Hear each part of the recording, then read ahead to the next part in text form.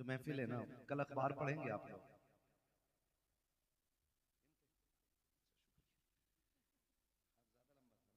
कल अखबार पढ़ेंगे तो उसमें कई सारे जनाजे दिखेंगे आपको, कई सारी ऐसी खबरें दिखेंगी कि कोहरा बहुत ज्यादा था, गाड़ी कंट्रोल नहीं कर पाए, गाड़ी पीछे से जाके गाड़ी में लग गई, 3 खत्म हो गए, 5 घायल। इस तरह की खबरें कल भी होंगी। मिजाज बन गया है, लोग मिलते हैं 500 रुपए सरकाते हैं मुसाफे में, मुफ्ती साहब दुआ कर लेना, इमाम साहब दुआ कर देना, जुनैद साहब दुआ कर देना, फलां साहब दुआ कर देना। मैं कसम खा के कहता हूं, मैं 500 रुपए नहीं 5 लाख लेके भी वैसी दुआ नहीं कर सकता जैसी फ्री में दुआ हमारे लिए हमारे माँ बाप कर सकते हैं।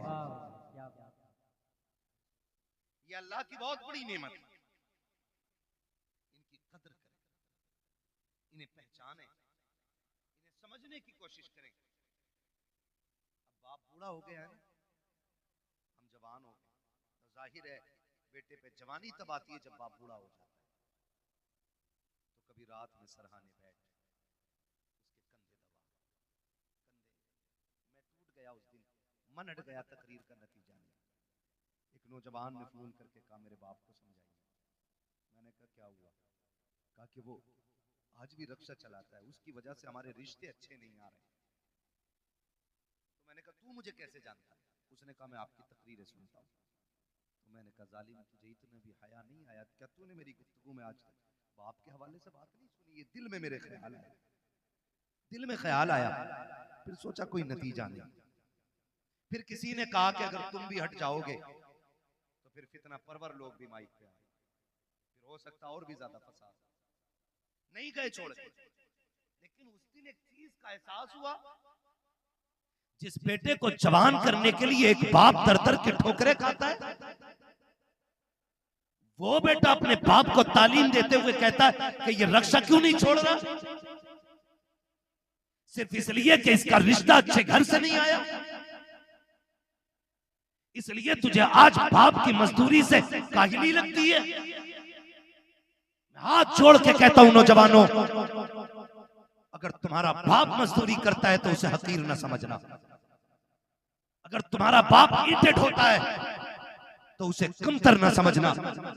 अगर तुम्हारा बाप थक के खा के 4 पैसे इज्जत के कमा के लाता है, उसको कभी हकीर ना समझना। वो रक्षा चलाने वाला, वो ठोकरे खा के तुम्हें 4 पैसे ला के देने वाला, वो मजदूरी करके पसीना बहा के तुझे इज्जत की रोटी खिलाने वाला, जब शाम को लेटा करे कभी उसके कंधे दबाया कर, कभी उसके तलवे दबाया कर। अगर वो तुझसे कहे बेटे क्या बात है, तो उसके कदमों को चूम के कहा कर अब्बा तेरा एहसान है, तू इतना अच्छा बाप है, तूने बाप होने का हक अदा कर दिया है, तूने किरदार निभा के दिखाया है। अब्बा तेरी मजदूरी पे सदके जाए, तेरी मेहनत पे कुर्बान जाए। हमें शुक्र रब का, रब ने हमें दलाली वाला बाप नहीं दिया है, मेहनत वाला बाप दिया है कि तूने किसी के आंसुओं में डूबे हुए लुकमे नहीं खिलाए, अपने पसीने में डूबे हुए हलाल के लुकमे लाके। नारे तकबीर, नारे रिसालत, मसलके आला हजरत, मसलके आला हजरत, मकामे वालिदैन, मकामे वालिदैन, नारे तकबीर, नारे रिसालत, जिंदाबाद। या रसूल अल्लाह। ओ भाई, इसका इको थोड़ा कम करें, तवज्जो है सारे लोगों की। बाप बाप होता है, बाप कौन होता है? बोले जरा, बाप बाप होता है। लेकिन आज ना शादी हो गई ना तो अब्बा को भी हाजी जी कह रहा है, अपने बाप को हाजी जी कह रहा है। बेटा घर में आके कह रहा है हज्जन, हाजी जी कहाँ है? और बेगैरत जिसे हज्जन बोल रहा है वो माँ है, और ससुराल में ससुर को जाके कह रहा है अब्बू।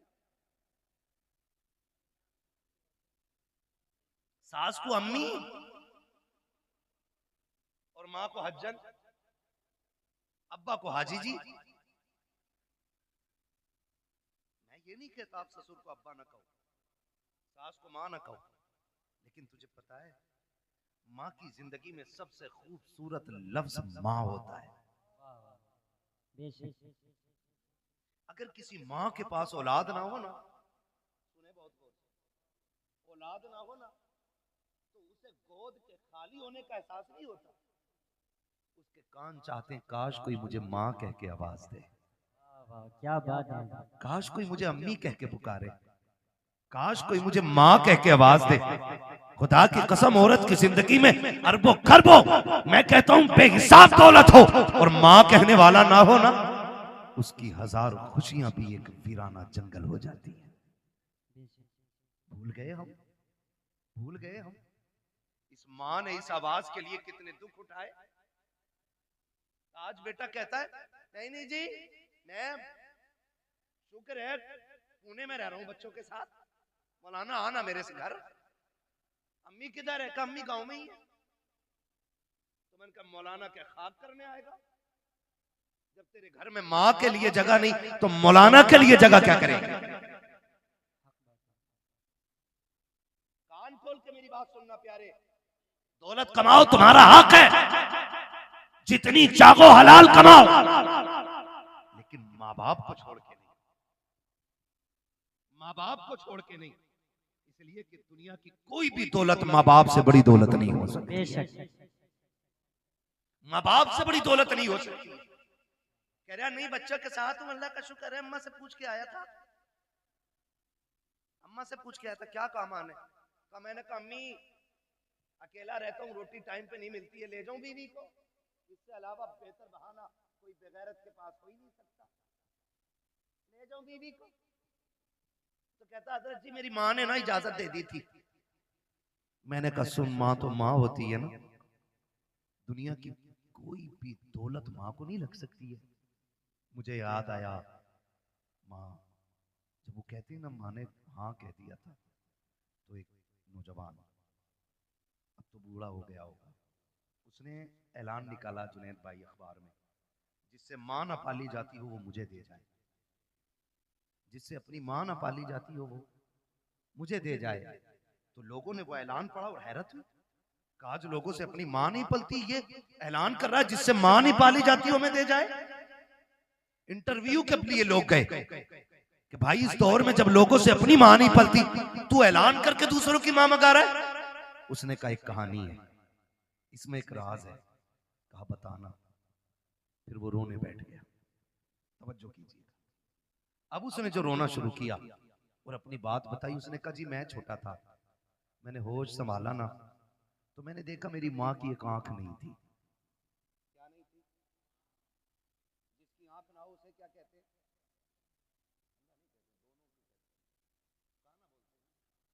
ये समझेंगे ना मुहावरे में, अगर अल्लाह ना करे किसी को ये आरिज़ा लाहिक हो, खुदा सबकी आंखें सलामत रखे। ठीक है, मैं एक समझाने के लिए बात कर रहा हूँ। वो कहता मेरी माँ की एक आंख नहीं थी, कहते मैं जब घर तरह रहता था तो कोई प्रॉब्लम नहीं, मेरी माँ ने एक अच्छे स्कूल में मेरा एडमिशन करा दिया।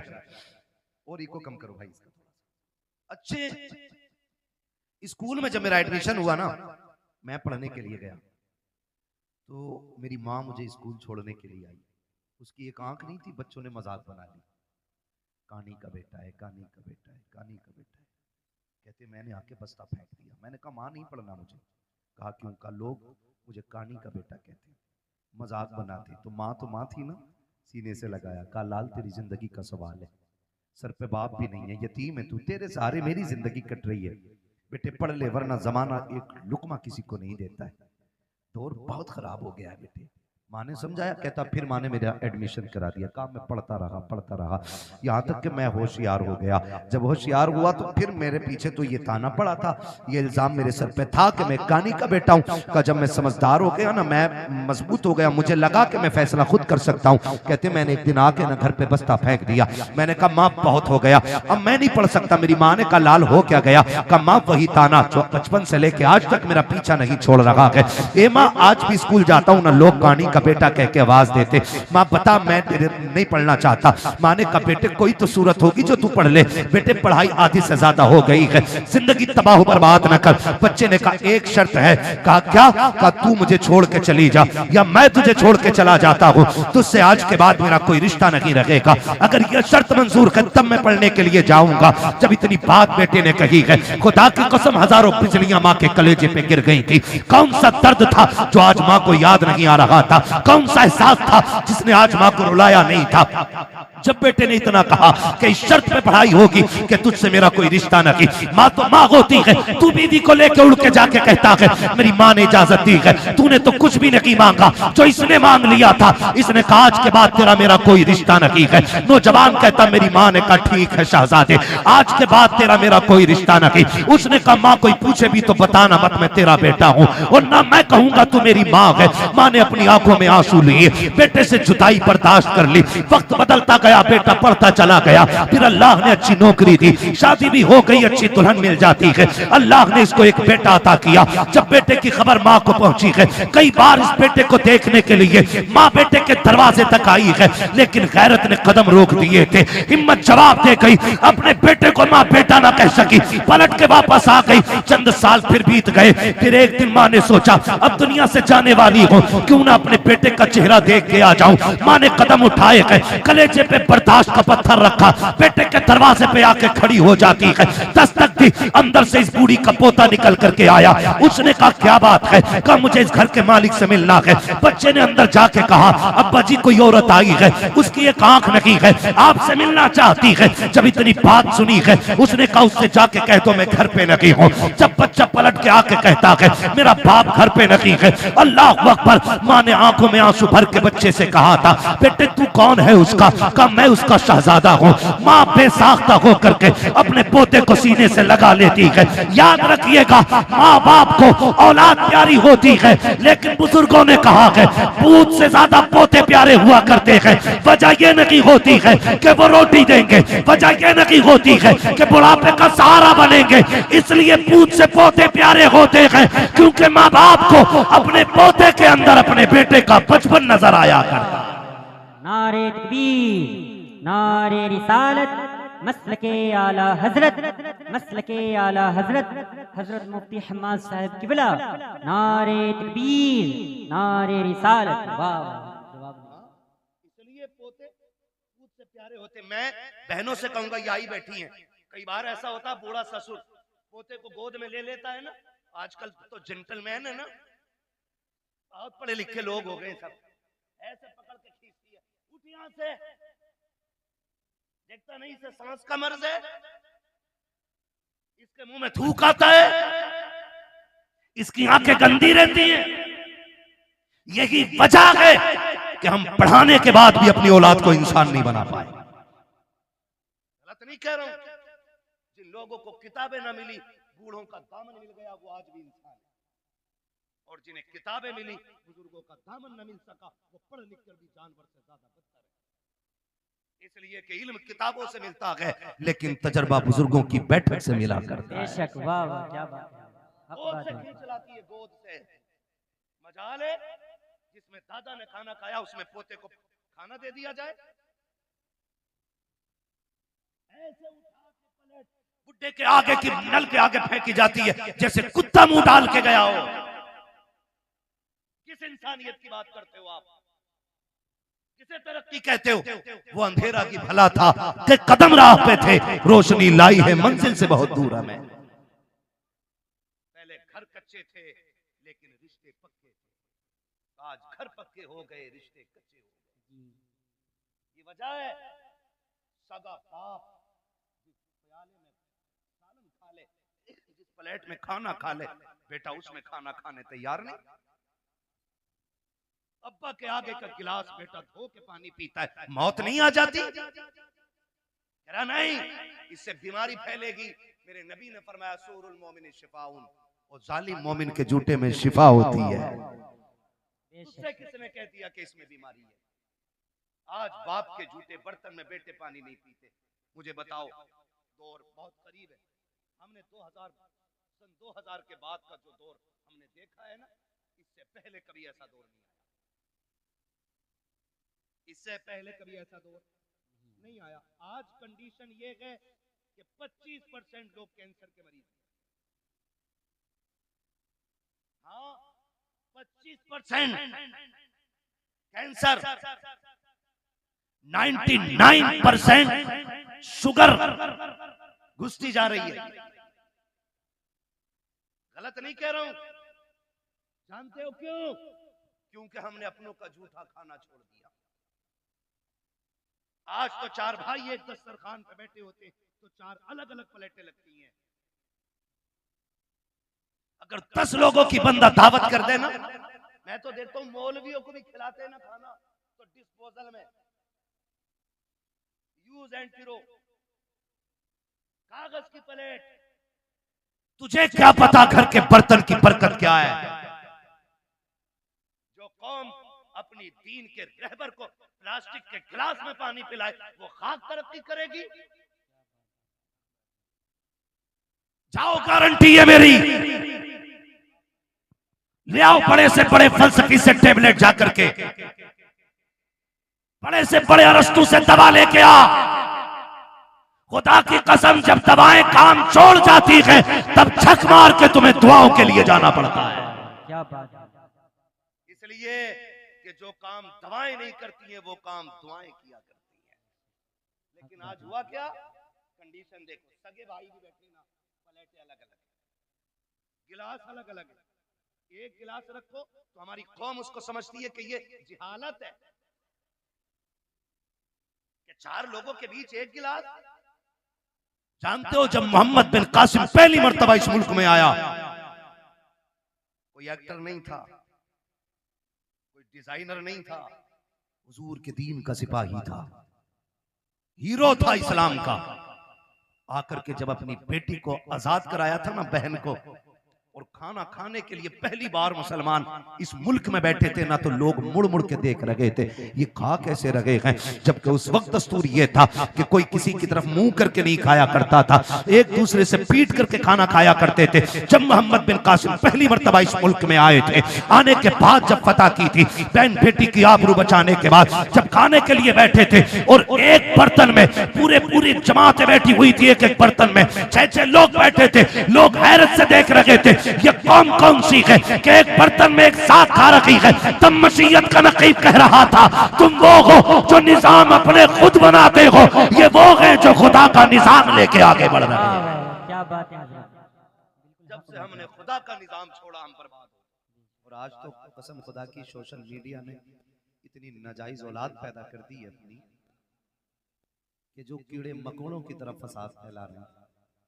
क्योंकि जो करामात, रिवायात और जो बुजुर्गों के हवालों से अजमतों की तहरीरें पढ़ते और सुनते हम बचपन से चले आ रहे हैं ना, आज कुछ कीड़े मकोड़े उन्हीं का इनकार करने पे लगे। तो ये भी एक फितना फसाद का बाजार बड़ा गर्म है।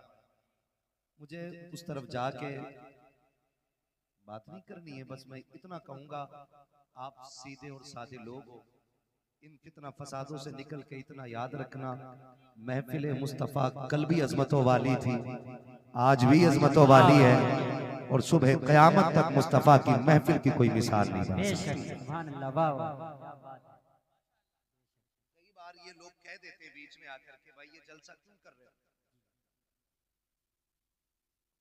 क्यों, क्या जरूरत है इस जलसे की? तो हम पहले एक जवाब दे दें, हम ये जलसे क्यों करते हैं? जो जिसका होता है उसी की बातें करता है, जो जिसका होता है उसी की बात करता है। हम आला हजरत वाले हैं ना, तो मौजू कोई भी हो, तकरीर का बात आला हजरत की आई जाए। इश्क मोहब्बत, इश्क मोहब्बत, इश्क मोहब्बत, इश्क मोहब्बत, नारे तकबीर, नारे रिसालत। जो जिसका आशिक होता है बात उसी की करता है। वाह वाह, क्या बात है। हम जानते हैं हम गुनाहगार हैं, खतावार हैं, हम जानते हैं ये सूरत हुजूर को दिखाने के लायक नहीं, लेकिन इतना हक तो हम भी रखते हैं ना, जब याद हुजूर की आती है उनके नाम की महफिल सजा लिया करते हैं। क्या बात है, माशाअल्लाह। ये हक तो हमारा भी है।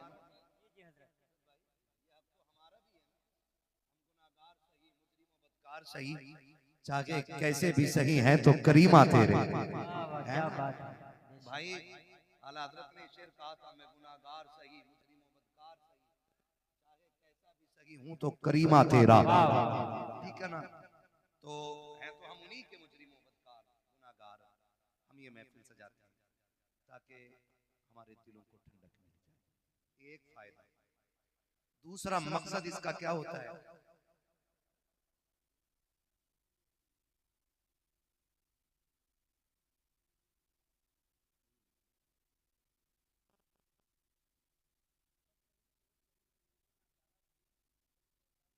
है तो करीमा तेरा। तो मैं आपसे बात अर्ज करूं, दूसरा फायदा, सारे लोग ना तो मदरसा जा पाते हैं और ना ही उम्रें रह गई हैं, किसी को जरूरतों ने रोक दिया, किसी को हालात ने रोक दिया।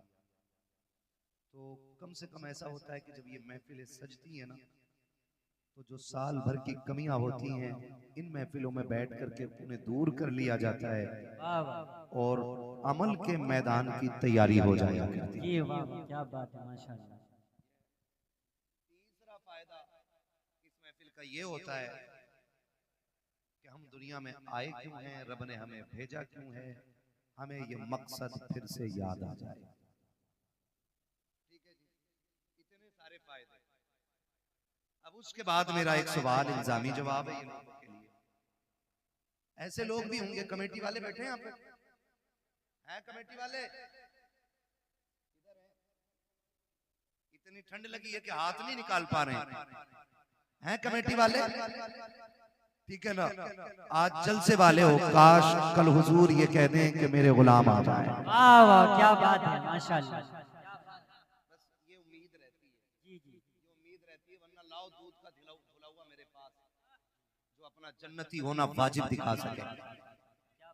क्या बात है। आला हजरत जैसा अल्लामा कह रहा है, मुजरिम को न शर्माओ अहबाब कफन ढक दो, मुंह देख के क्या होगा पर्दे में भलाई है। वाह वाह क्या बात है। पता नहीं कुछ लोगों को कौन सा पारसाई का कीड़ा चढ़ गया है ना। अब उनकी बारगाह में खैरियत थोड़ी है किसी। तो कई बार ऐसा होता है, ये कमेटी वाले लोग चंदा करते होंगे, चंदा होता होगा ना, बोलो होता है क्या नहीं? जब ये चंदा लेने जाते हैं ना, माफ कीजिएगा अगर किसी को कड़वी लगे, बात सच्ची है, तो जो ना देने वाला होता है ना, तो कहता पिछले जलसे का हिसाब दो।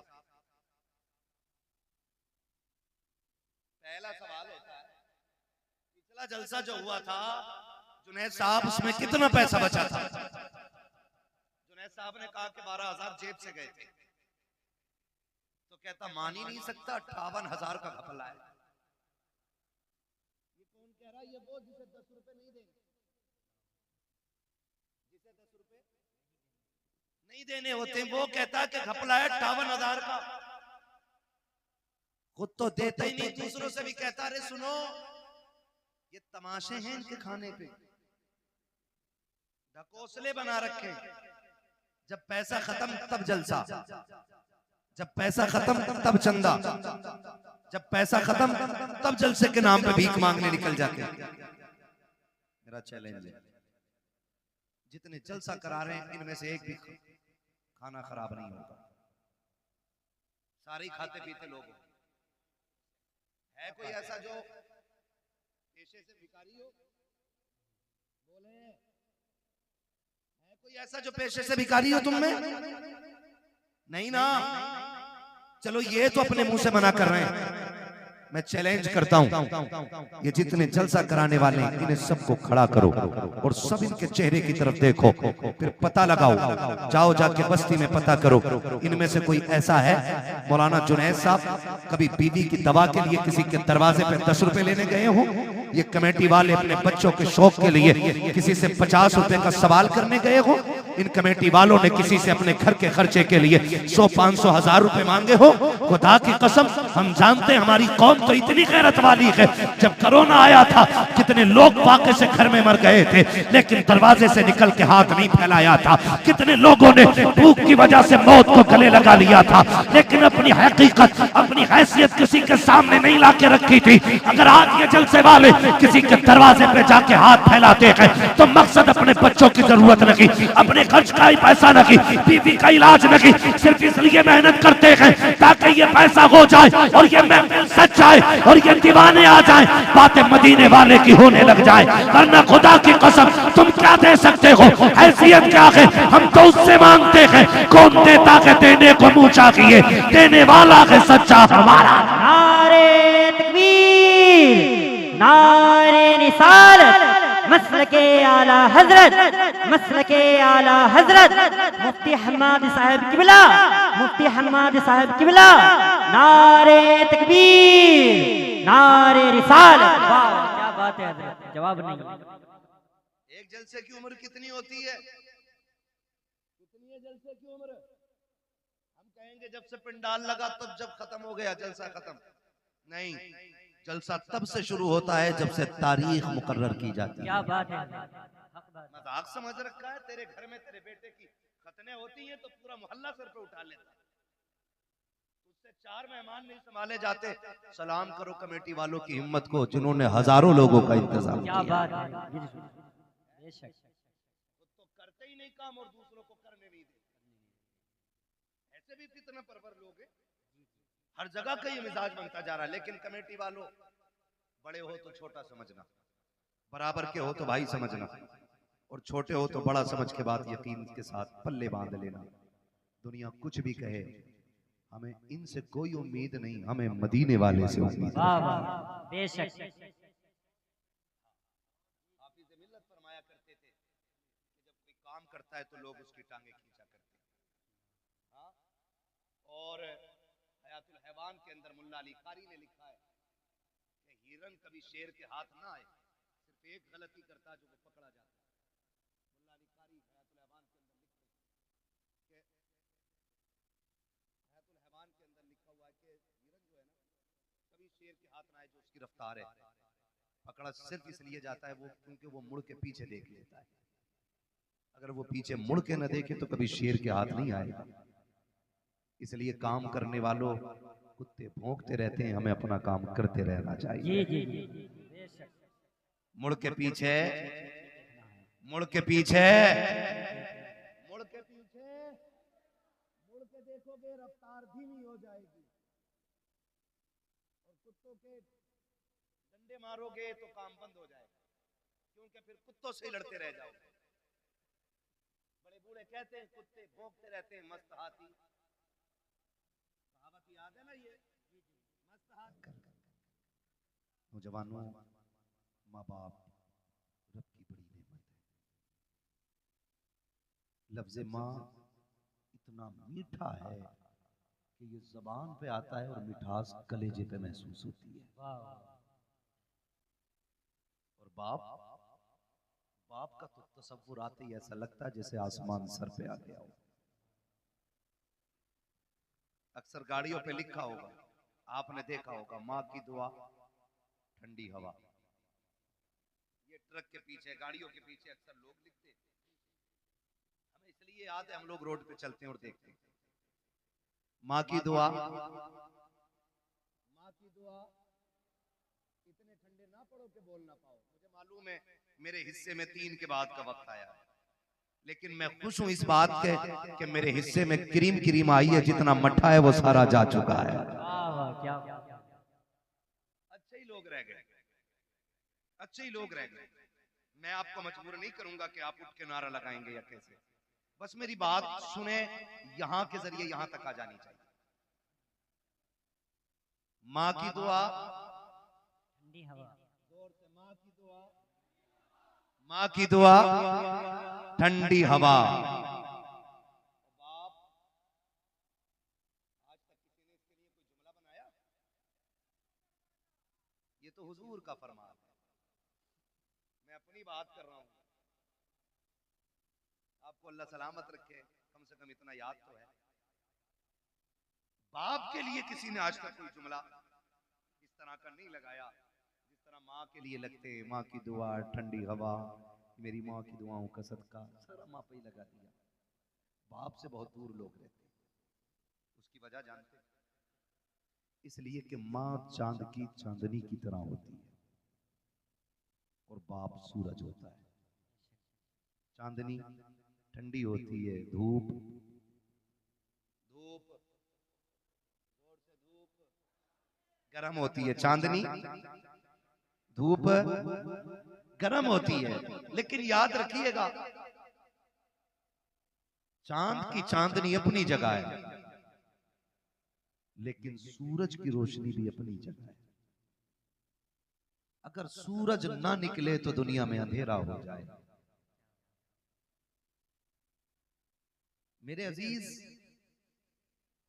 मां का मकाम अपनी जगह, रुतबा बाप का भी कोई कम नहीं है।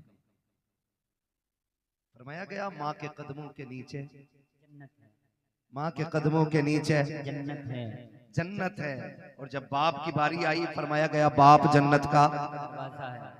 दरवाजा है। लेकिन जब अजमत बतानी हुई तो फरमाया गया कि अगर तुम्हें यह देखना है तुम्हारा रब तुमसे राजी है या नाराज, फरमाया सुबह उठ के बाप का चेहरा देख लो। अगर बाप तुमसे राजी है तो तुम्हारा खुदा भी तुमसे राजी है। वाह, क्या बात है हजरत, जवाब नहीं, माशाअल्लाह। तेरा खुदा भी तुझसे राजी है अगर तेरा बाप तुझसे राजी है। माफ कीजिएगा, आप भी किसी ना किसी के मुरीद होंगे। मैंने भी वक्त के कुतुबुल इरशाद हुजूर अख्तर रजा खान अजहरी मियां का दामन थामा है। वाह वाह वाह, क्या बात है। मैंने उनका दामन थामा, आपने भी किसी न किसी का दामन थामा होगा। कई बार ऐसा होता है माशाअल्लाह, कई बार ऐसा होता है ना, लोग खड़े होकर बात करते हैं, हजरत जी मैं मुसाफा करके आया, हाथ गुलाब जैसे थे, हाथ गुलाब जैसे थे, हाथ गुलाब जैसे थे। मैंने कहा बेशक बेशक गुलाबों के हाथ गुलाब जैसे ही होते हैं, जी जी जी, लेकिन कभी पैर बाप के पैर के तलवे भी चेक कर, इसके तलवे भी तो देख, इसमें जो गांठें बनी है ना, ये अपने लिए नहीं, ये तेरे लिए बनी है। जिन बाप के हाथों में हमें मिट्टी नजर आती है ना, वो भी गुलाब जैसे होते, मगर तेरे मेरे ख्वाब पूरे करते करते इनके हाथों की लकीरें घिस गई, ताकि बेटे के ख्वाब पूरे कर सके। हम हकीकत से बहुत दूर जा रहे हैं, बहुत दूर। हम उधर जाते ही नहीं जिधर मिलता है, और जिसके बगैर कहीं नहीं मिलता हम उसे छोड़ के निकल जाते हैं। ये बात मेरी ज़हन में रखें। करूं तेरे नाम पे जां फिदा, न बस एक जां दो जहां फिदा, दो जहां से भी नहीं जी भरा, करूं क्या करोड़ों जहां नहीं। जिसको अपने नबी से जितनी मोहब्बत का एहसास हो, कोशिश करें उतनी आवाज़ के साथ रसूल और आले रसूल की बारगाह में दुरूद व सलाम की डालियां बिछावर करें। पढ़ें बावाज़े बुलंद, अल्लाहुम्मा सल्ली अला सय्यदिना व शफीइना व नबीना व मौलाना मुहम्मदिन मअदिल जूद वल करम व आलिहि व अस्हाबिहि व बारिक वसल्लिम सलातु व सलामुन अलैका या रसूलल्लाह सल्लल्लाहु तआला अलैहि वसल्लम। मुअज़्ज़ज़ हाज़रीन इकराम, आज की इस हसीन महफिल का उन्वान अज़मत वालिदैन है। मैं चाहूँगा कि थोड़ी देर इसी मौजू के ज़िम्न में गुफ्तगू करूँ, और कोशिश ये रहे कि अल्लाह करीम हमारी और आपकी हाज़िरी अपनी बारगाह में कबूल फरमा ले। आमीन। अभी आपने बड़ी मोहब्बतों के साथ हिंदुस्तान का मुनफरिद अनोखा और निराला लहजा, जिसको पूरी दुनिया असद इकबाल कलकत्तवी साहिब क़िबला के नाम से जानती और पहचानती है, उनके जरिए आपने हुजूर की नात और बुजुर्गों की मनक़बत के अशार सुने। यकीनन ये आला हज़रत का करम है। मैं तो अक्सर कहता हूँ और कहा है कि एक लंबी मुद्दत बीत गई हुजूर की नात पढ़ते पढ़ते असद भाई को, लेकिन जो आवाज में खनक 35 साल पहले थी वही आज भी है। बेशक ये आला हजरत का करम नहीं तो और क्या है। और होना भी चाहिए, क्योंकि असद भाई ने भी पूरी जिंदगी मसलक के आला हजरत ही के लिए वक्फ और सर्फ कर डाली है। बेशक बड़े से बड़े मुखालिफों से भी लड़े, दुश्मनों का मुकाबला किया, लेकिन सबका अपना तो एक ही नारा है, एक तरफ आदाएं थी, एक तरफ है हासिल थी, बंदा है तन्हा शाह तुम पे करोड़ों दुरूद। वाह वाह क्या बात है। क्यों कहूँ बेकस हूँ मैं, क्यों कहूँ बेबस हूँ मैं, तुम हो तो फिर खौफ क्या, तुम पे करोड़ों दुरूद वाह वाह है। और ये क्यों ना कहें कंधे निकम्मे कमी, महंगे हों कोड़ी के तीर, कौन हमें पालता तुम पे करोड़ों वाह दुरूद, वाह क्या बात है। जवाब कौन हमें पालता तुम पे करोड़ों दुरूद। तो दुआ है अल्लाह ताला असद इकबाल साहब अल्लाह की उम्र में बेगुनाह बरकतें अता फरमाए और हम सब से आखिरी सांस तक मसलक के आला हजरत की इशाअत और इसकी खिदमत ले मेरा मालिक। अजीज़ान मिल्लत इस्लामिया, नकीब अहले सुन्नत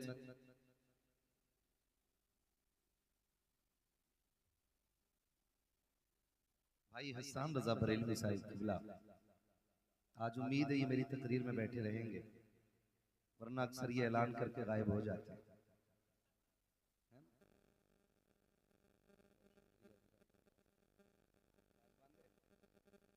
जुनैद साहब बांधे रखे हैं, ठीक है ना। आज मेरे साथ भी इंसाफ करें, इंशाल्लाह बैठेंगे। मैं बहुत ज़्यादा लंबी गुफ्तगू नहीं, बस जितनी देर ये हुजूर के आशिक सुनेंगे उतनी देर बात होगी, सुन लेंगे एक घंटे तक इंशाल्लाह। इंशाल्लाह। हाँ 2 घंटे है कोई 3 वाला ए ले। वाह वाह क्या बात है। 3 घंटे जमात में कितने घंटे बाकी है? जमात के बाद फिर होनी है। तुमका 7 सूरज निकलने के बाद पढ़ते हैं।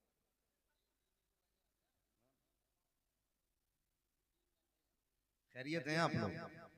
अल्लाह सलामत रखे। जिन लोगों के वालिदैन दुनिया से जा चुके हैं वो उनकी मगफिरत की नीयत से बैठे हैं, और जिनके बाहयात हैं वो उनकी उम्र में बरकत की नीयत से बैठे हैं।